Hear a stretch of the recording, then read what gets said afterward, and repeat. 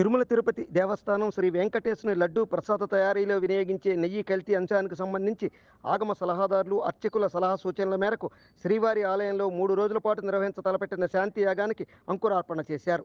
ఈ కార్యక్రమంలో TTD EO Syamala Rao, additional EO Venkaiah Chowdary, ఆలయ అర్చకులు, ఆగమ సలహాదారులు తదితరులు పాల్గొన్నారు. కాగా ఈ సందర్భంగా ఈవో శ్యామలరావు మాట్లాడుతూ దేవదేవుని ప్రసాద వినియోగ ఆవు నెయ్యిలో దోషానికి ప్రాయచిత్తంగా హోమం నిర్వహిస్తున్నట్లు పేర్కొన్నారు.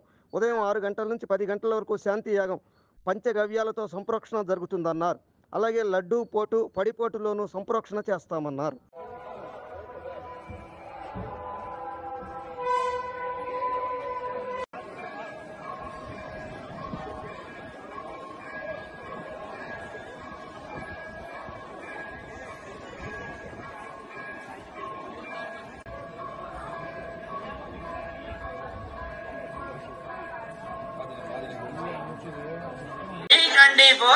వెలది న్యూస్ ఛానల్ అందరూ చూడండి, లైక్ చేయండి, షేర్ చేయండి, సబ్స్క్రైబ్ చేయడం మర్చిపోకండి.